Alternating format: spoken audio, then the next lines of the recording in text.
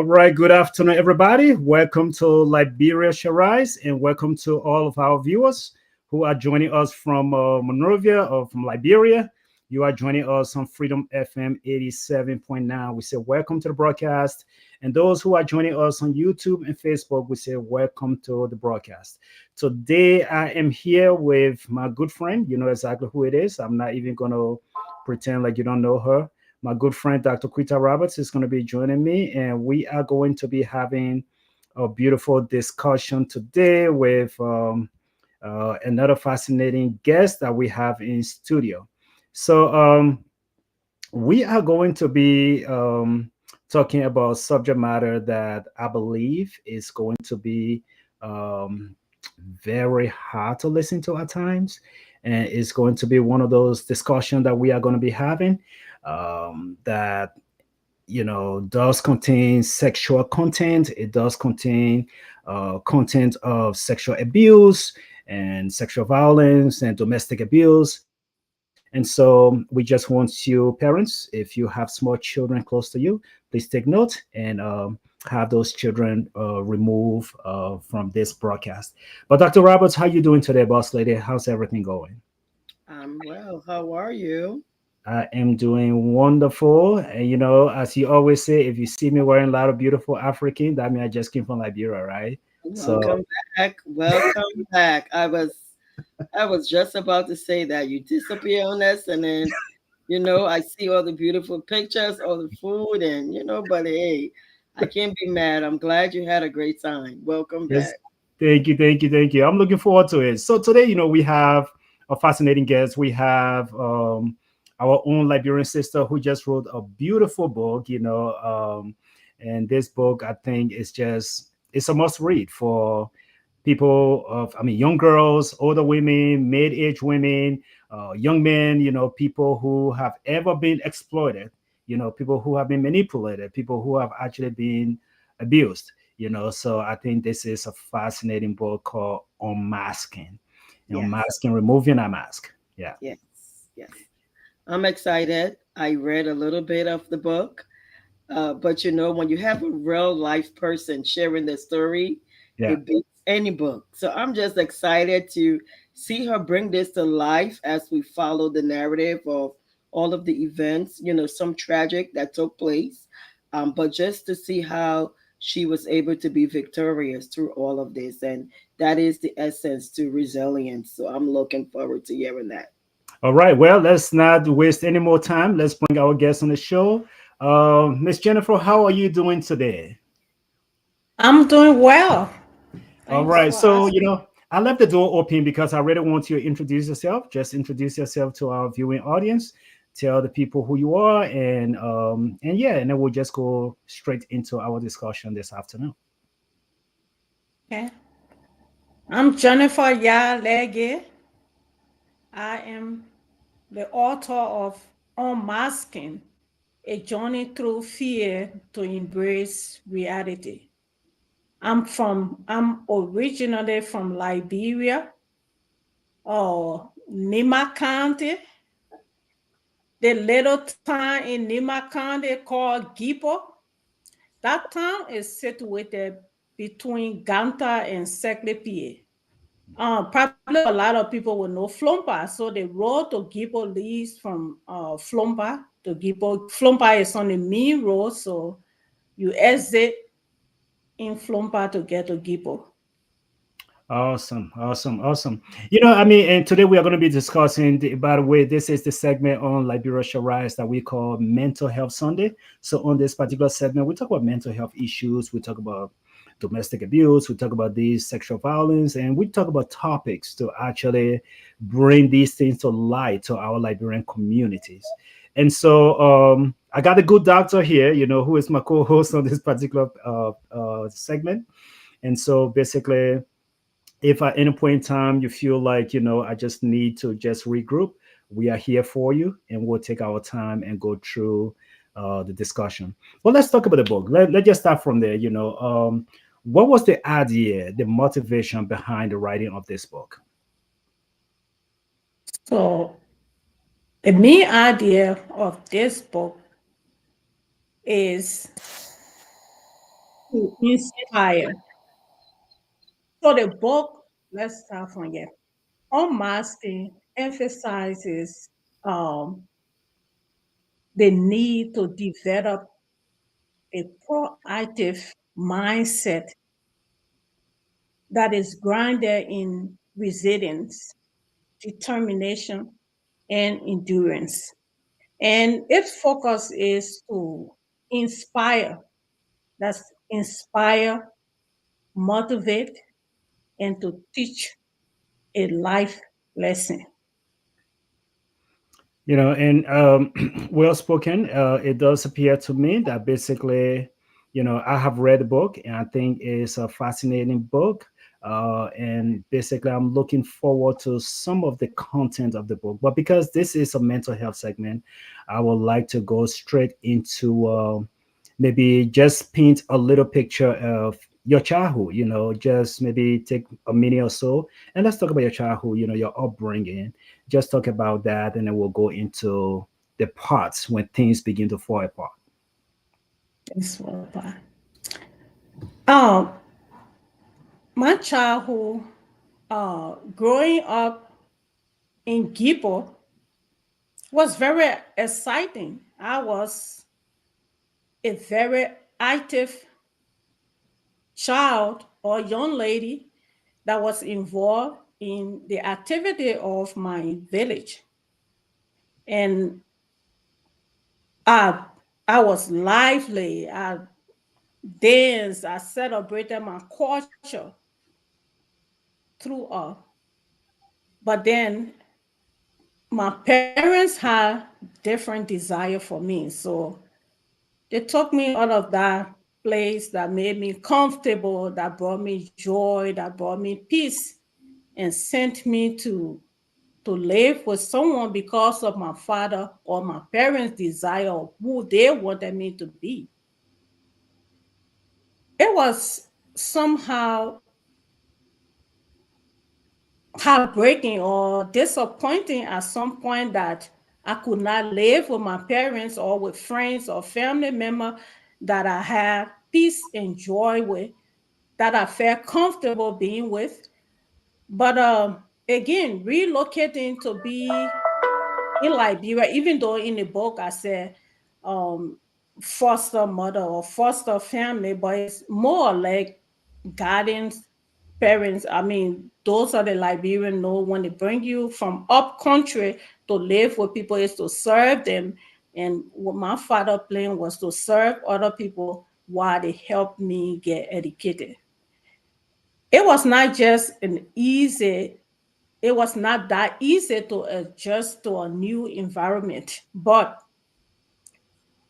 as a child and what I heard from my parents, I had that in mind. So I was able to live in my new environment and I had a focus on who I wanted to be and to meet the expectation of my parents Hmm. until I grew into an adult.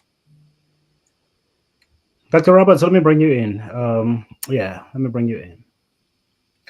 So, thank you so much, Miss Jennifer, for sharing that. As I read your story from the beginning and how, because of your love for dancing, they name you. I know the special name that I cannot pronounce, which means Tankede. can't get like okay, a dancer, and so that just displayed a picture of a happy young lady, right? Growing up in a peaceful, stable environment. Of course, we know whether or not life was difficult as a child, you had that what we call attachment, stable attachment there. You also talk about the many wives that your father had. However, uh, specifically to your family, though, your mom and her children, there was that stability there. So, which again speaks to, although there were other people, with most families in Liberia who practice that. But yet and still, my family, my mom, my siblings, we had that bond. We had that bond together. and for it to be broken based on the fact that my dad made promise to my, my sister, or I guess made that promise to take you out of the village without you knowing, but to your surprise you were to go and then be sent somewhere else. So just within itself, that whole story, as you explained that story, I started to, just it definitely resonated with me. Just breaking away from a family at 10 years old is never easy. So did you, or when did you realize that some of that, and I will kind of bring a little bit of, psychology in this. Forgive me, I can't help it. Um, when Yeah. when did you start to realize that there was some separation anxiety happening there, right?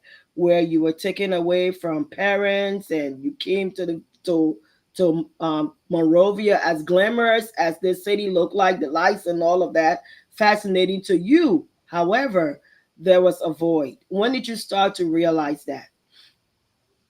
You know, the realization of that separation anxiety actually started when I was on the vehicle with my father's Okay. friends, Mhm. because I didn't know them and I didn't even know where they were taking me. Even though my father told me that he was sending me to my older sister, but still, I didn't even know my older sister at that time. I just heard from my father that I had an older sister in Morovia that he was sending me to. So being in that vehicle with those strange men, I didn't know what I would even see my parents again. So that separation anxiety started right there on my way to Morovia.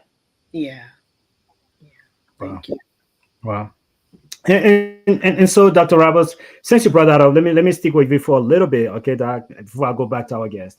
Because it's fascinating that you talk about this separation anxiety. Unfortunately, this is still happening, but it happens in different forms, right?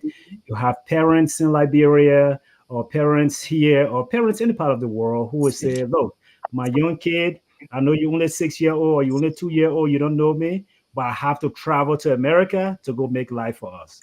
Or you have our good friends across the border, whether they're coming from Mexico, they Mhm. leave their whole family, leave everybody, and they come here to make life better for that family, right? So we still have parents that live in Liberia and coming here and sending money. Now they are thinking the material things that they're saying, whether it's money or whether those things, it will fill the void.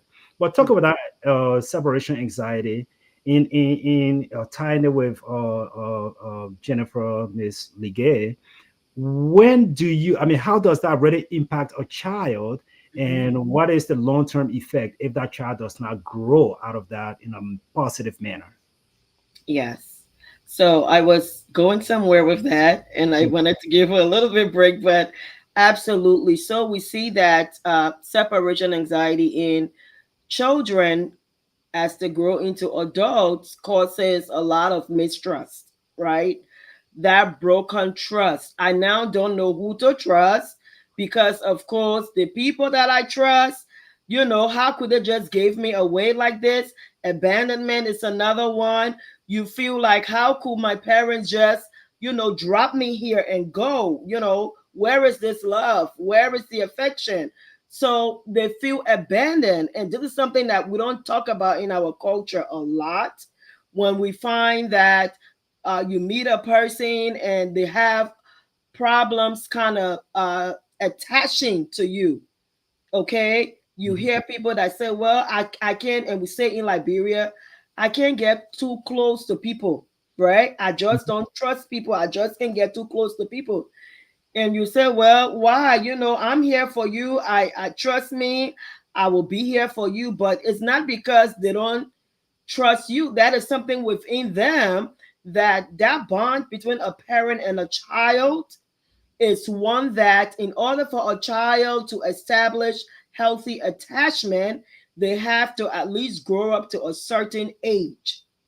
When you just pluck a child away from a parent with good intentions, because I know we all think that, yeah, we have good intentions for our children, but in a story like yours, Miss Jennifer, where you didn't even know the other sister she was trying to help, you've never met this person.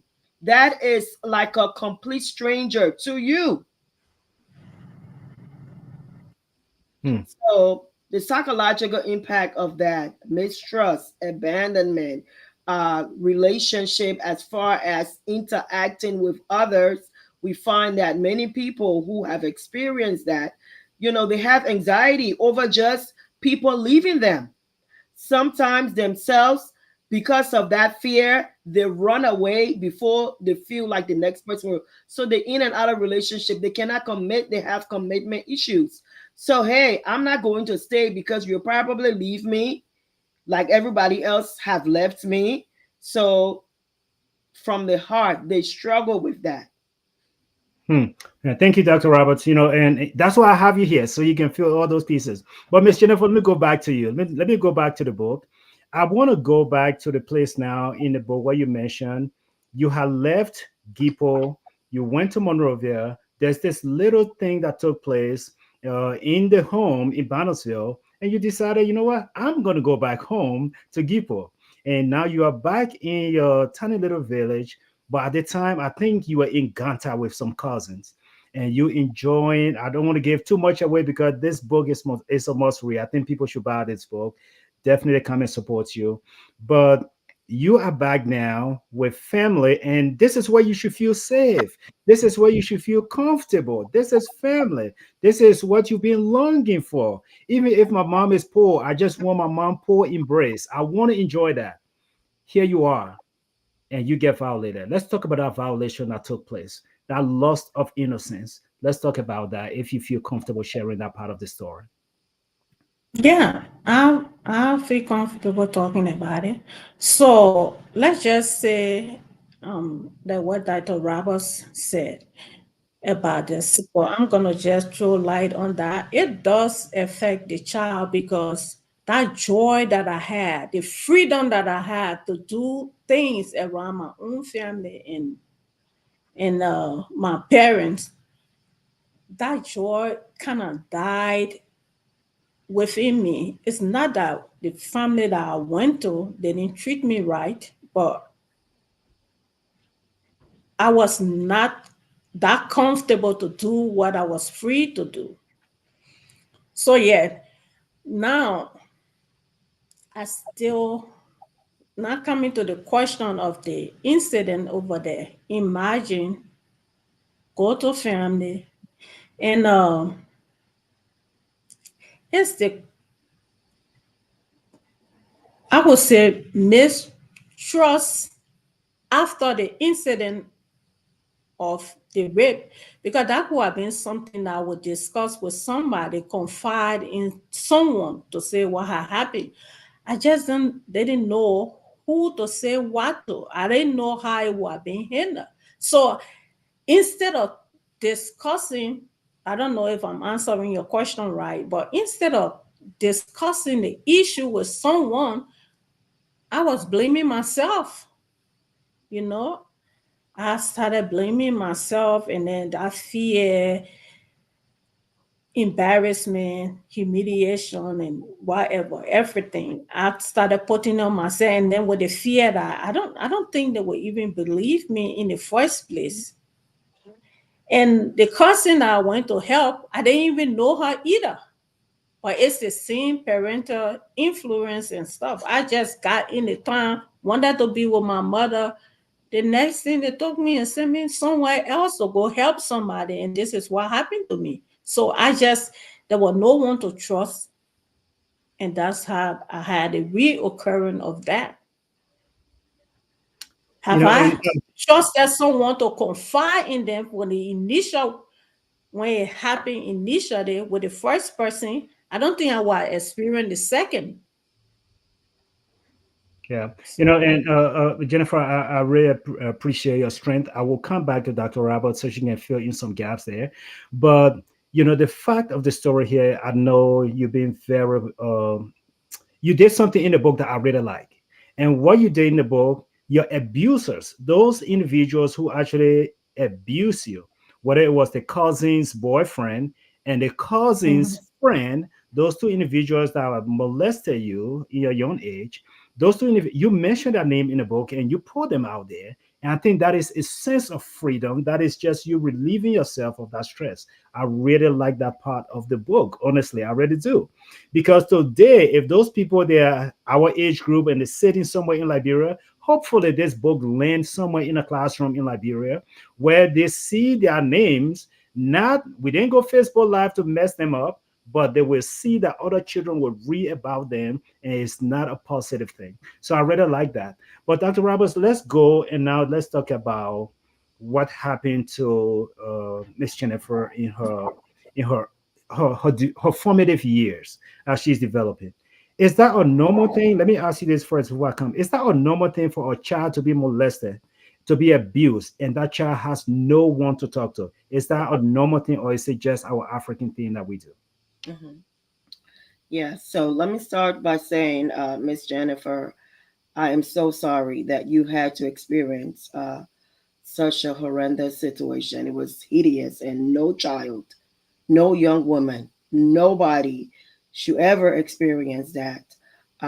So I am very very sorry. I know that your journey has not been easy, painful, and through God and your support system, you have been able to overcome this.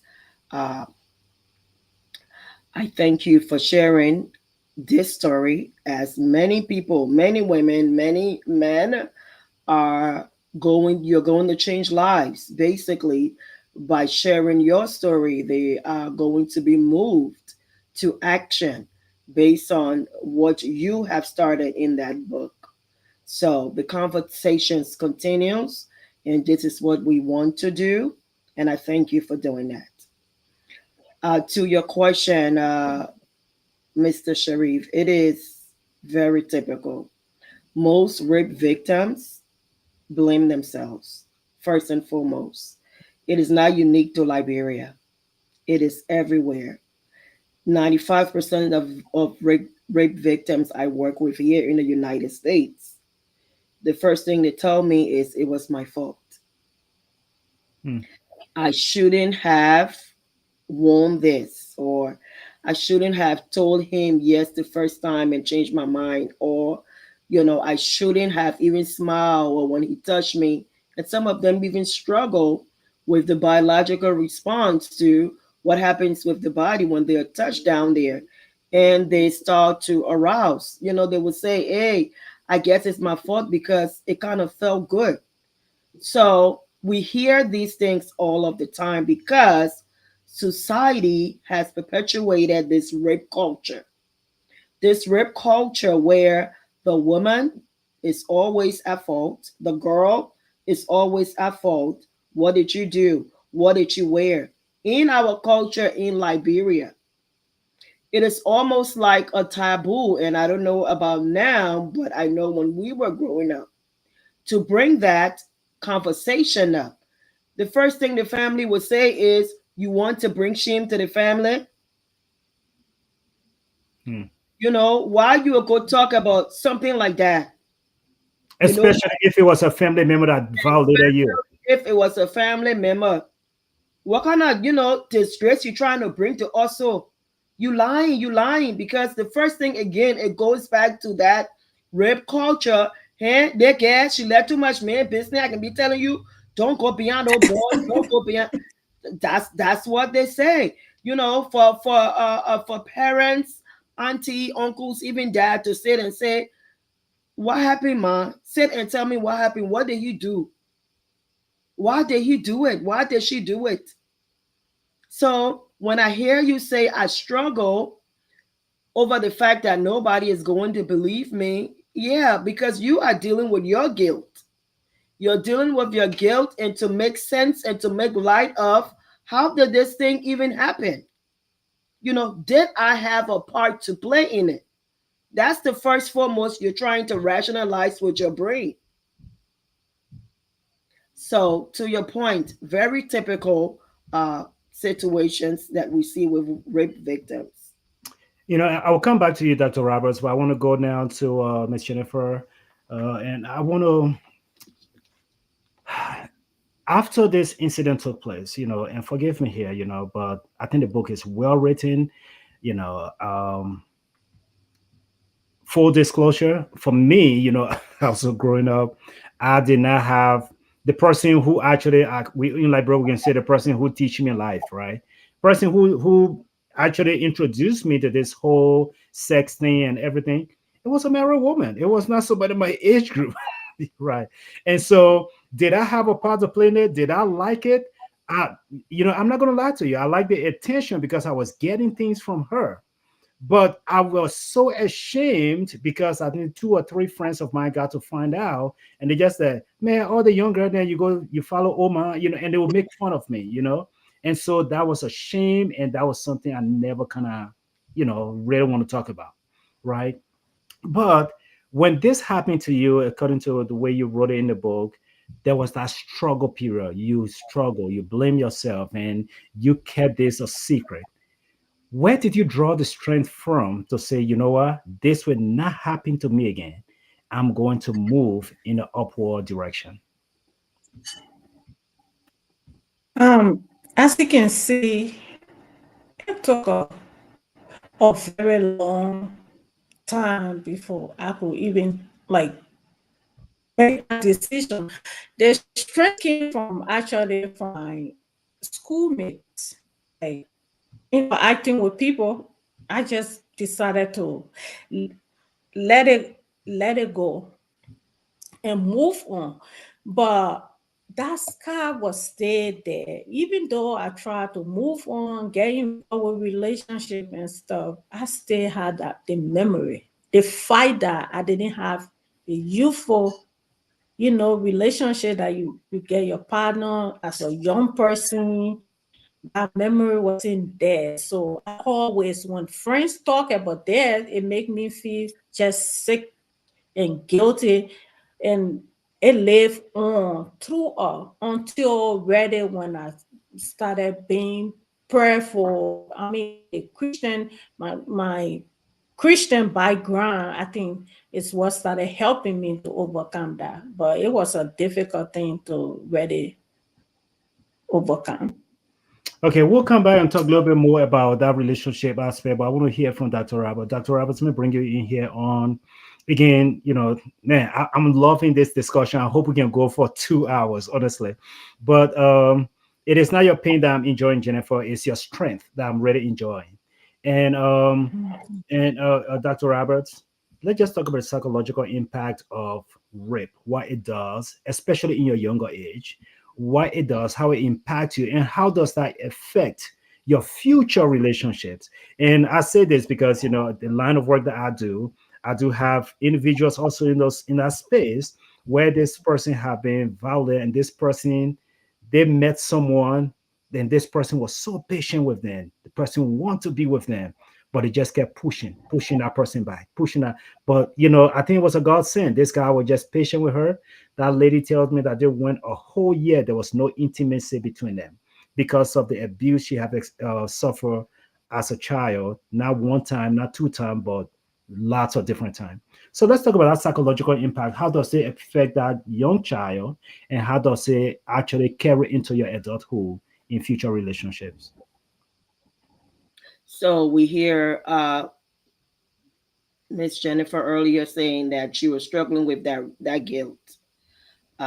We have one of the situations she explained, and as you navigate young adulthood, we have what we call residual guilt from that guilt from childhood that she experienced. And I'm sure she can speak to that as an adult, some of the guilt that she found even in her probably marriage and stuff, as she kind of like navigated through life as an adult. So we see children who have been raped, molested.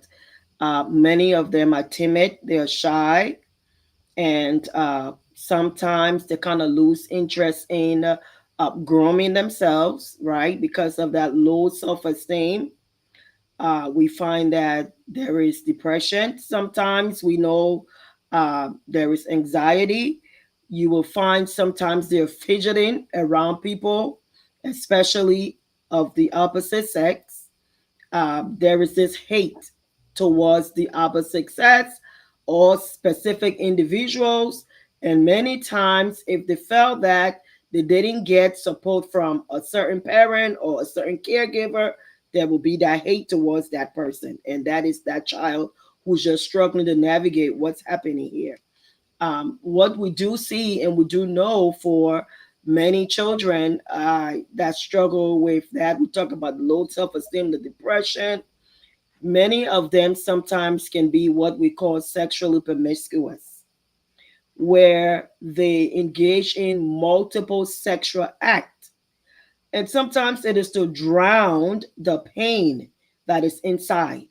So this must be good because they did it to me. So hey, anybody can do it to me. It doesn't matter. Some people will tell you, I don't feel like I have any value anymore. So why not?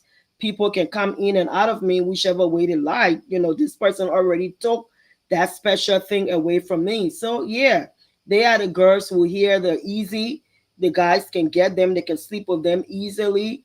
Promiscuous, they engage in multiple sexual acts. Sometimes we find some of them in prostitution and all of these type of things. So it's not just unique to America. We see this in Liberia.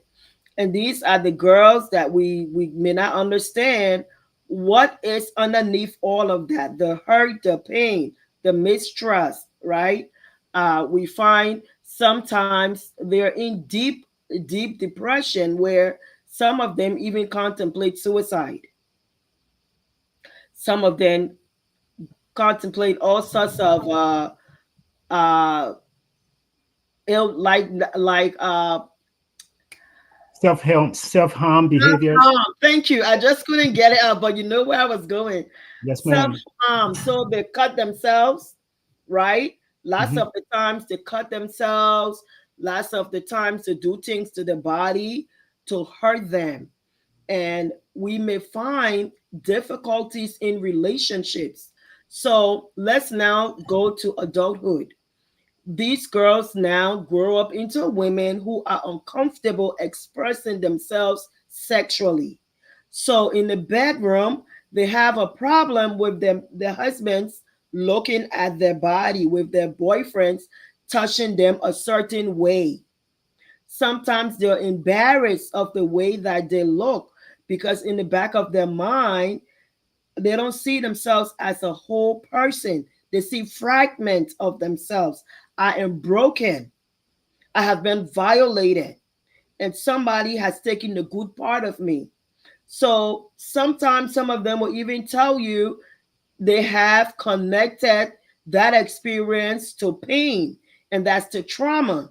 So when they involve themselves in sexual intercourse, it feels painful. It feels painful physically when in fact sometimes it is nothing but the mind telling them that it is painful. Hmm. Wow. Wow. Thank you, Dr. Roberts. Definitely, I want to go back and Jennifer, let me just introduce you real quick to our viewers. Those who are joining us in Liberia, listening to us on 87.9, and those who are joining us on YouTube and Facebook, we say thank you so much for tuning in. And please, we just ask for respectful comments as you hear these stories. And as we talk about this wonderful book, we are speaking with Jennifer Legay. If I say it wrong, that Nimba County, if I say it wrong, Nimba people don't get first with me. We're talking, talking about Miss Jennifer Legay, and she wrote this fascinating book that I think is going to be useful. I would think these books should be in classrooms in Liberia.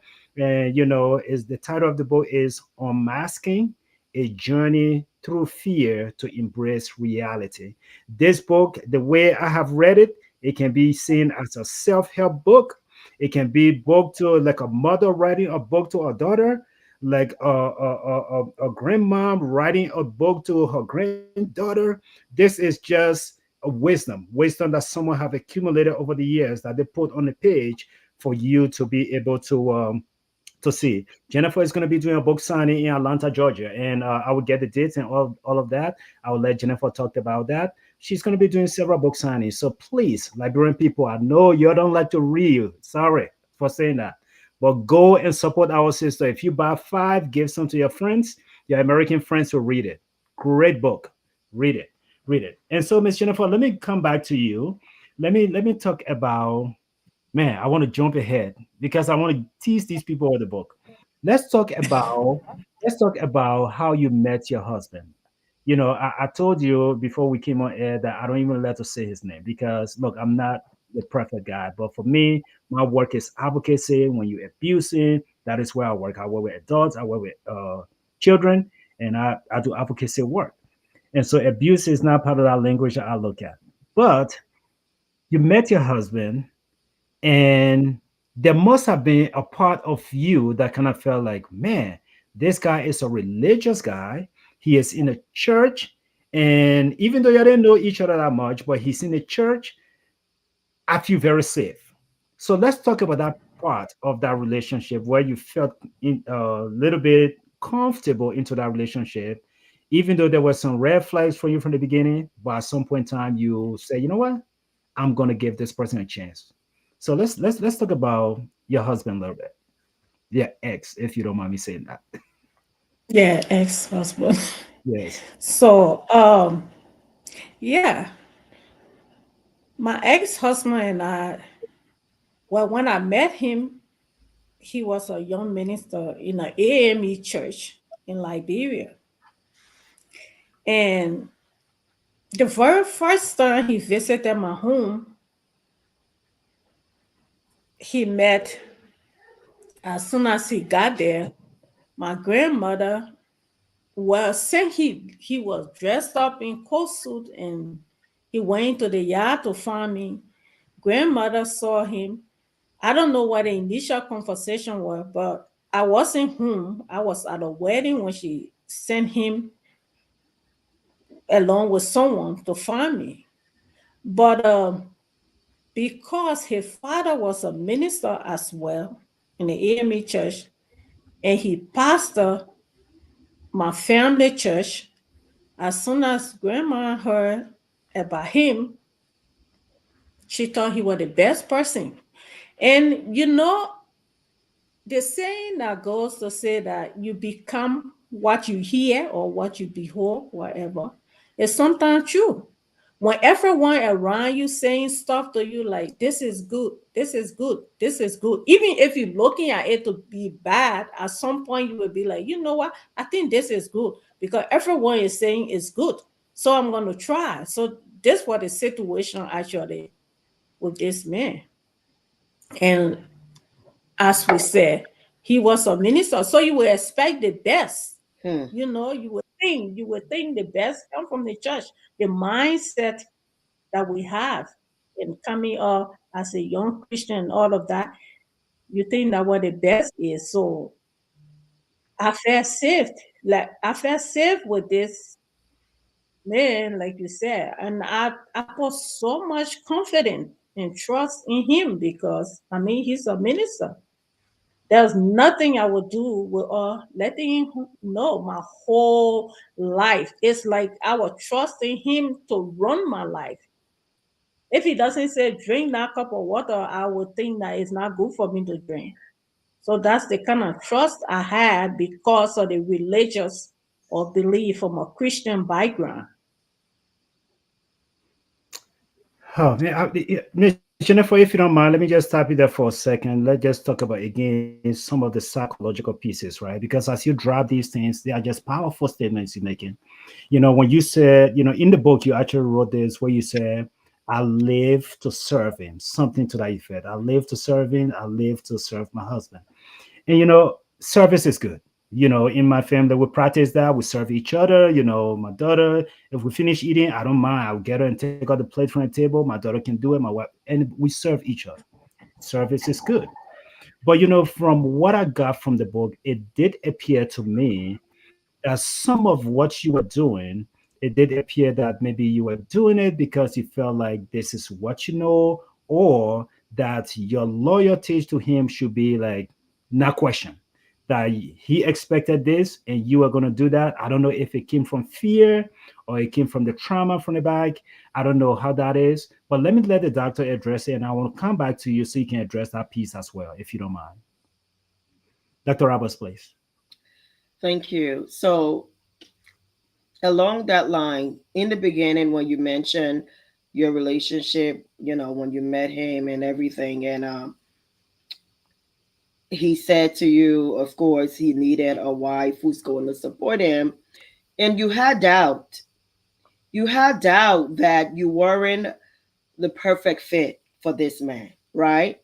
So I want to know, was it because you felt that void that we talked about, that you weren't enough based on what has happened to you in the past? Um, I'll be frank with you. It was not really based on. I had a trauma in the past, but there was some characteristics, or if I would say that I just thought were not too good for me. This man, he was just too talkative and boastful, even because I sat in the classroom with him. We were in the same 12th grade class, and loud and everything. So initially, I didn't think it was the right thing for me. That Mm-hmm. was one of the things I didn't see to be good for me. Mm-hmm. Thank you. So I know listening to grandmom's wisdom and find somebody that you can grow with, that you can love with, of course, uh that was something that kind of stood in your mind. And I just want to speak a little bit to that. Sometimes we have this inclination within ourselves that this person is not the right person, right? But then we go ahead and we kind of engage in that, and I like the way you kind of talked about it in the book. um what we would call red flags, or those type of things. But yet and still the situation happened. Talking about the some of the psychological impact after you experience such a hard time, uh, did some of this kind of come back to your mind? Was there any self-blame based on what you just told me from the very beginning dialogue with you and your ex? Were there any self-blame to yourself for what you experienced? Now, let me get that question. When you say what you experience, is it from a traumatic sexual assault, Yes. or oh yes, yes, that situation played a major role in it. It did, because the thing is, even though I had a relationship, someone that was very nice to me and everything prior to this, but I still had in mind, like the self worth, the self confidence, all of that was very limited. It was low.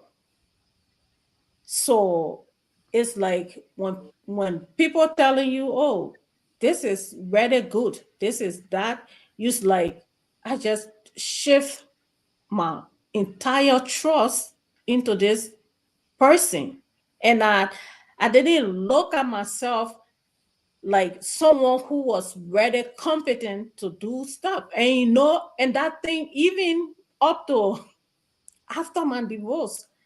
No, I guess I probably jumping the gun, but I'm just saying to say how this thing play on me. I was having a conversation with my children, because every time when I even talking, I don't think about what I have done, how even sitting in the classroom this with this man, there were a lot of things that he didn't know how to do that I did, that even teacher would be tell me after I was married and made fun, and that, Jennifer, you have to teach your husband chemistry, because you know like that. They told me, one of our instructors said that to me. So I always talk down on myself, that even this guy, and he will allude to that, he will agree that, oh yes. So a day, my daughter said to me, one of my daughters said to me, Mommy, every time you do all of these things, but I notice that every time you always say, "Oh, you took your smartness from your daddy. You take this from daddy. You're active like your daddy. You move there." But we see you do all of these things. Why do you look down on yourself too much, so much? Yep, that's it. You nailed it. Thank you. I just, I was trying to get that piece because as I read that portion of the book, that stood out to me as to uh, the question of I am not enough. And I'm just paraphrasing. I'm not enough to be this wife that you want me to be, yet and still this person comes to with their flaws. However, I see them as up here, right? And I am down here because of all these things that has happened to me and the way that I see myself. And I want to speak to that, especially to our young women, those that are in the church. Rape, molestation, abuse, incest, all of that is in the church. The church is not exempt. And we need to talk to our young women because a man is dressed up in a suit. He looks put together. He's on the pulpit preaching, or he is the elder or the deacon or what have you. He's a man, he's a human being. And when he invites you to places where you doubt that you shouldn't be going, don't go. Don't feel because this person is in the church, they're not going to do these things to you. And we have to again go back to a place where, and for your situation, I know going back to Liberia, it has happened already. You dealt with it the best way that you could. And this is why this book is now a blueprint, a roadmap for young women who will now follow your footsteps and say, I need to be able to jot down these nuggets. Yes, these things can happen. And if I'm feeling inadequate, I'm not feeling like I am capable of being this person that this person wants me to be, maybe I need to check in there. And it should never be what they want me to be, or my sole purpose should be to serve this person. When we think about the definition of what God wants a wife to be, I know that's a whole lot of stuff around there. But he talks about a helpmeet. So it means that me and this person, we are here. I know the hierarchy of the Bible is he's my husband. I respect him. But there should be some point where you as the wife, and Jennifer, not speaking to you, but in general to any person, any young woman listening to me now, it is so important that we work on our issues and ourselves. And I'm so happy for this book. I mean, this book is a must have for anybody who have experienced, dealt with, whether it is emotional abuse, sexual abuse, molestation, or family crises. Because it's a lot. The book gave you everything. I think it's a book that young adults, study groups can utilize. Young women can utilize. Groups can young men as well. So it leaves those lasting impacts on you. And you can speak to that now. Many times we don't have the language. We don't know what to call it. That is why I kind of gear you to where I felt like I wasn't getting what I wanted. So I kind of like, okay, no, we gotta, because somebody needs to hear that. That's exactly what was happening. Hmm. That low self-esteem that made you feel like, I have to settle. I have to settle for this. But Dr. Robert, let me do this. Let me do this. And again, to our viewers, you are listening to Jennifer Legay's story. The title of the book is Unmasking Let me give you the tagline there: Unmasking and a journey through fear to embrace reality. You can find this book on Amazon. You can contact Jennifer, go to her website. We'll put the information here for you to be able to reach her. She got chances are she have a book signing coming in your city or in a city near you.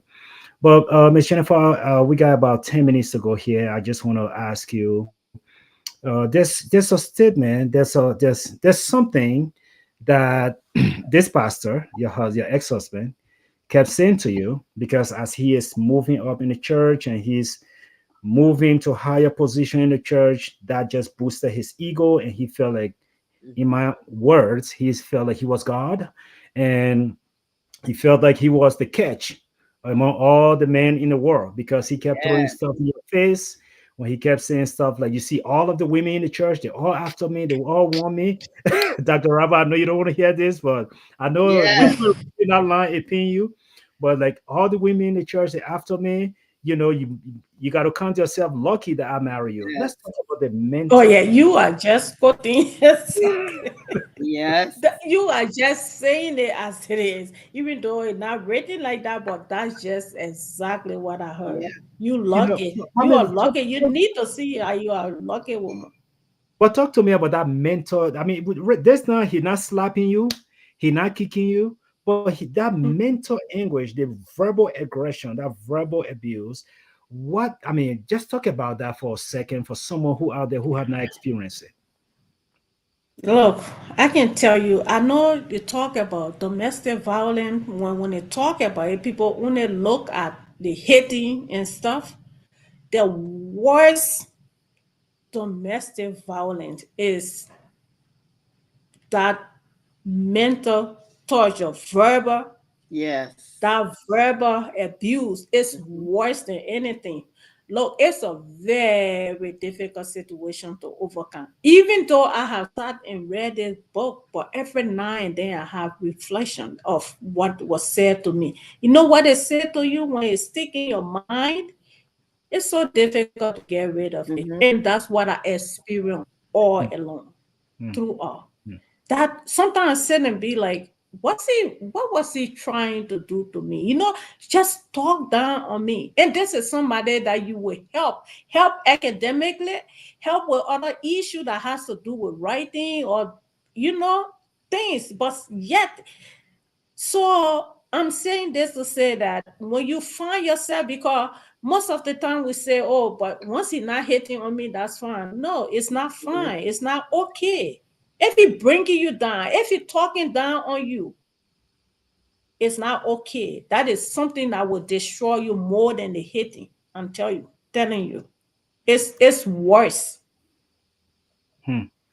Well, Yes. we're not gonna give too much away into the book. We got about 5 minutes here to end. Dr. Kuta Roberts, I want to take I want you to take about 2 minutes and just from the story you've heard and the book, the book that you have read, and just speak to our people out there, speak to our young women, our young men too. They are being molested. Speak to them, because I want to take the rest of the time and just have Miss Jennifer just send us the message that she wants us to get from this book, and I use the rest of the time to actually talk about upcoming events for the book as well. So, Dr. Roberts, please, you got 2 minutes.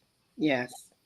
So thank you, Miss Jennifer, again for bringing us on this journey with you with your book, and just hearing your story is one that is very empowering and inspiring.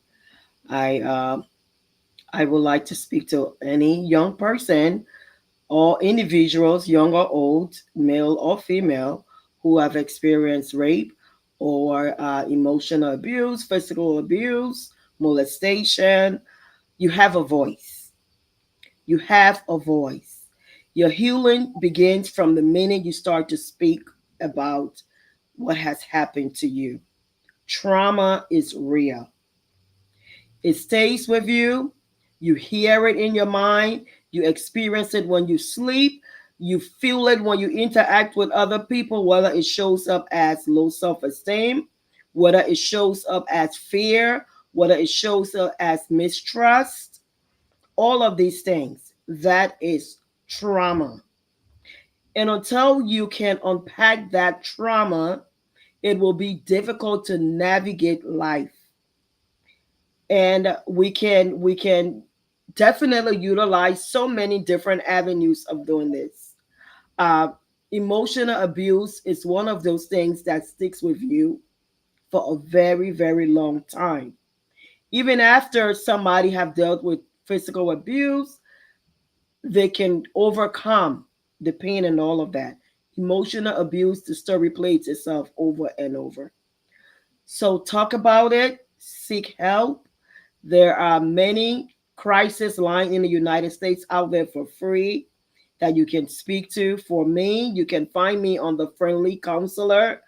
I will be more than likely to share any tips or any way that I can utilize some form of help towards you. If you want professional therapy, you can also check my page for my business account, morethanmencounseling.com.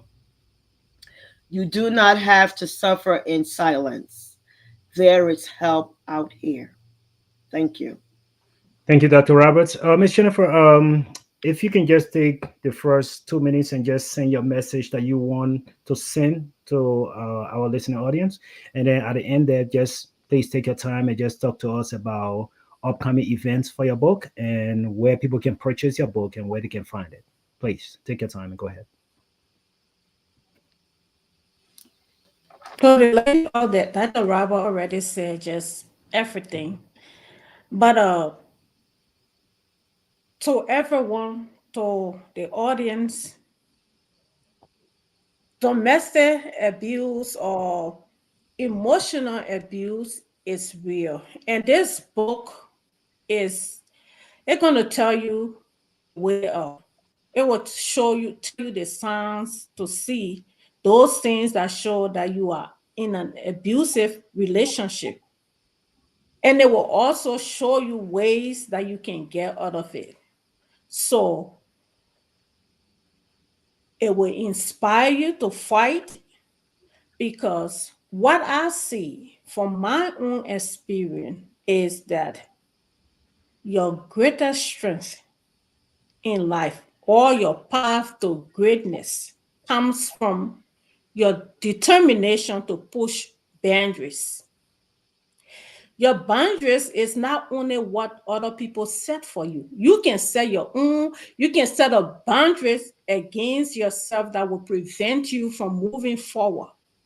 So once you can learn to push boundaries and even silence those inner thoughts, your doubt that you can't make it, you will succeed. Once you can and cross your own boundaries that is preventing you from moving forward, you will succeed. You have to first develop that self-love. You have to know what makes you happy. Making other people happy is not going to help you. It's not going to move you in making happy as in living your life to please people. It's not going to help you out of your mental trauma. So you got to learn to deal with your own inner thought, that voice that is silencing you or preventing you from moving forward. And where can we find the book? Where can we find the book? Someone want to purchase the book? Where can they find it? Where do you have book signings and stuff? Yeah. Okay, so I have a book signing coming up this Saturday. Um, I'm gonna here in Lawrenceville, Georgia. I will have that on my webpage and on the book page, on Facebook, on my personal page. My webpage, you can find information or you can order the book from Amazon.com. You have it at Barnes and Noble. You can get it from Book a Medium, eBay, multiple places, including clockpublishing.com. And my webpage is jenniferlegay.com. That's www.jenniferlegay.com. You can order through that. And but an important information that I need the audience to know about this book is that I have dedicated a portion of the proceeds from this book toward Better Foundation Incorporated. Better Foundation is a nonprofit organization founded here in the state of Georgia, in the United States, and with its activities in Liberia to help underserved communities within Liberia. So, any copy of this book that you get going to help somebody in need in Liberia. Thank you so much, Jennifer, for sharing your story. And this is why I'm just going to put my 2 cents, and then we're going to be ending the broadcast. To our friends in Monrovia on Freedom FM 87.9, we say thank you. And then to those who share the broadcast, I know they have been shared on lots of different personal pages. We say thank you. And again, we ask for your respect as you comment under Jennifer's post or under any of the posts that we have here today. But one of the things I wanted to just kind of say, many times we can look at these things and we just put our own twist on it. We say, well, she looked for it or she did it, and this is what she did that caused her this, or she's illiterate, and all of that. We can nitpick and post stuff, but you are talking to a woman who has achieved a lot. She got beautiful daughters that she brought into this world. She took care of them, and those daughters are turning out to be wonderful young ladies. Tomorrow, one is graduating. And this is a person who have dedicated her life to helping others. She went into the nursing profession, not satisfied with just the bachelor's portion of the nursing. She went and got a master's, and she might even go back to get a PhD to come to Liberia and make Liberia better. So before you put any comments here to say, oh, the country woman, that what this happened to her, think twice. When you read a book, be open-minded and just see the nugget of wisdom that Jennifer have actually laid out for the next generation of young women to protect themselves. So on this note, we say thank you to everybody. God bless you guys. Stay safe. And by the grace of God, next week we'll be here for another edition on Liberia Shall Rise. Ladies, I said thank you, my good friend Dr. Roberts. I appreciate you. You know that. And Jennifer, you have become a family member now. So thank you so much. Let's stay connected. And God bless you. Good luck on the book. You for a wonderful book. Thank you. Thank you for having me. Thank you, Dr. Ralph, for your Thank help. you. Absolutely. Okay.